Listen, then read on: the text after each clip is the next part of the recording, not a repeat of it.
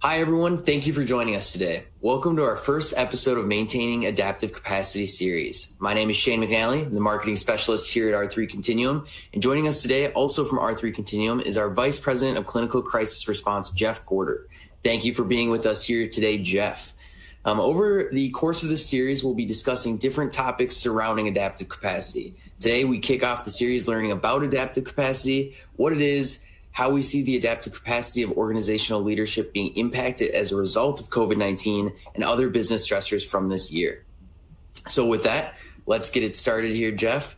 And we'll start out with the question, what is adaptive capacity? Great. Well, welcome all of you as well for joining this series. And I trust that this will be helpful and useful information as we are all, quite frankly, adapting to the reality of COVID-19. The pandemic has created an absolute necessity to change, to adapt, to respond to an unfamiliar and still evolving, rapidly evolving situation. So adaptive capacity is a term that is used in a variety of settings, but in particular here, as we're looking at business leaders being able to respond, it refers to a leader's ability to respond with purposeful, positive messages regarding an unexpected shock or challenge, such as obviously the pandemic. And so it's about being able to communicate in a way that invites their employees, their workforce, those responsible they are responsible to join them in looking at the changes that are coming. And I know this sounds diffuse, but it's more of an attitude really than an action.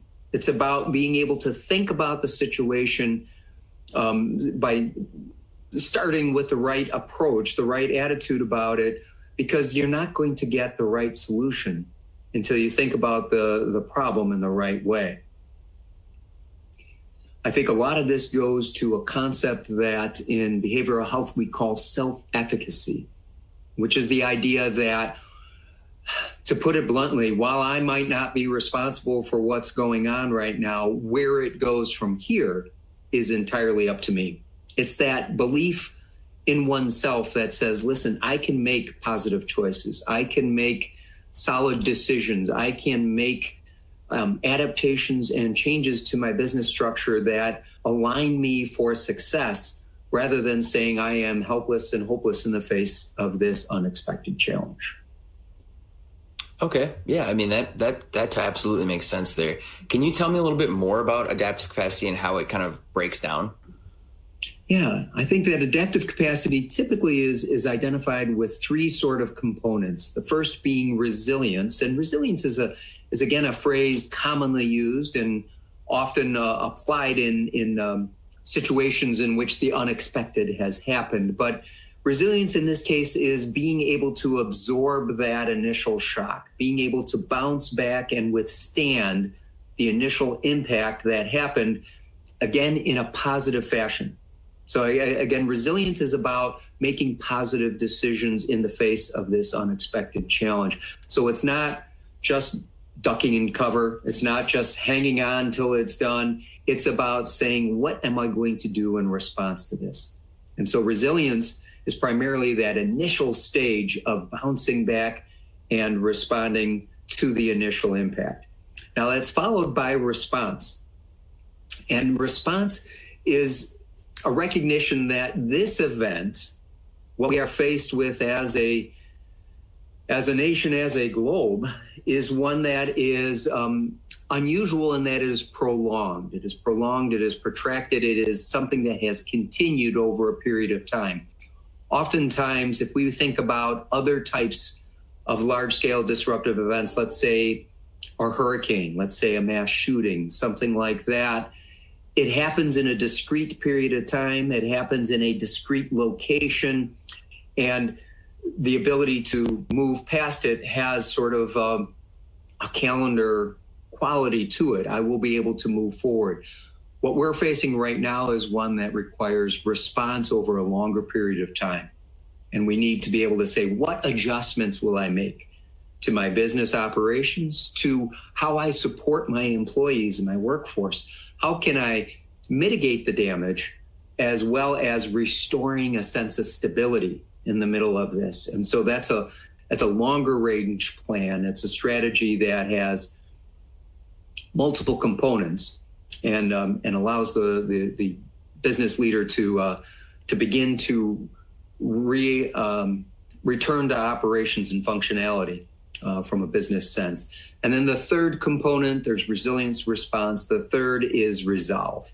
And that is, I think, the part that typifies adaptive capacity most uniquely, because it's about looking forward. It's about moving ahead. It's about seizing the opportunities that this unexpected situation has presented and being able to say, how can I align my organization, my business, my workforce to capitalize on these changes? How can I present ourselves in a way that responds, again, to the situation, but also moves ahead, looks forward to a return to full functioning, and potentially coming out of it not just stronger, not just surviving, but thriving.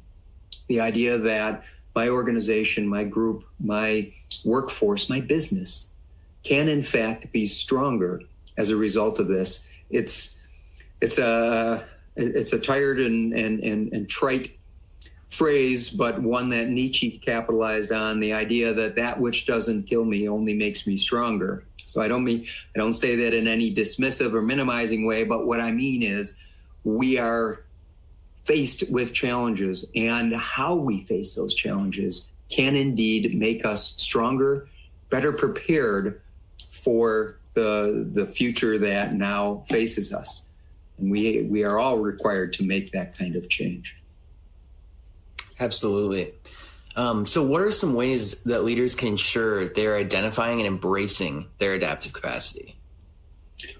It's a great question, Shane. And again, it's about having a learning culture. It's about investing in almost a sense of curiosity about what is it here that I can do. Being able to step back, if you will, emotionally, and being able to think about, what do I need to know? How can I adapt? What can we do differently to change this? Because it's a natural and understandable human characteristic that we tend to rely on that which is familiar in times of stress. When we are faced with a challenge, it's like, well, what did I do before? And can I use some of those old lessons to inform what I'm gonna do here now? So there is a tendency to fall back on the familiar, the tried and true. Let's just do what we've always done. The trouble is, doing what we've always done gets us what we always got. And it doesn't necessarily prepare us for the uniqueness of this new situation. See, I don't want to be the most well-equipped person to operate in a world that no longer exists. The reality is things have changed.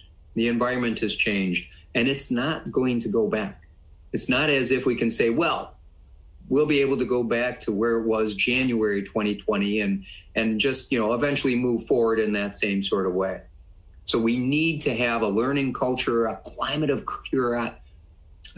curiosity that allows us to envision differences. Now, our previous experiences, that which have been strengths for us in the past, will certainly inform our strategies. We can rely on those experiences and recognize that influences and provides information on how we make that adaptations. But at the end of the day, a novel virus requires a novel solution. New solutions are the key here. Being able to think outside of the box, being able to think from a climate of curiosity, and being able to say, what can we do differently that, again, aligns us and prepares us not just to survive, but to thrive and to be stronger at the end of this.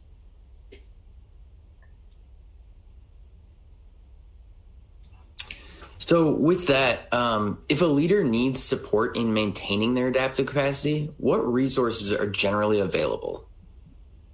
Oh, I think I think you're absolutely right that it's not as if the bar here that I'm setting says each and every leader must be endlessly creative, incredibly adaptive, come up with new things. No, of course not. I think it makes perfect sense that having expert consultation that can provide me with that opportunity to think new thoughts and to generate new ideas. So the consultation can take an evaluative standpoint where we can say, what is the current well-being of my workforce and my leadership team?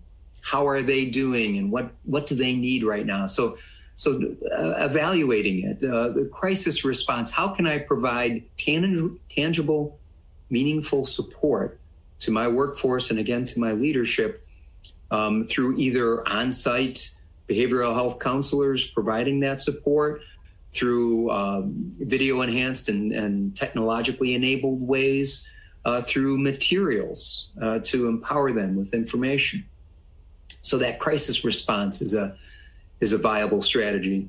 The executive optimization, again, the organization is only going to go as far as the leadership goes. And so again, that kind of unique focused consultation that helps to cultivate executive well-being. It's again, a tried and true metaphor, but those of us who have flown on planes recognize that when the safety discussion occurs and they say if the mask drops, put it on yourself first before putting it on the child or those traveling with you, because you are no good to that child if I pass out.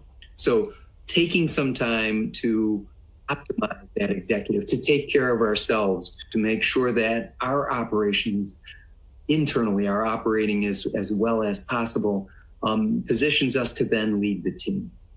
And then finally, protective services, recognizing that we are in an utterly unfamiliar environment.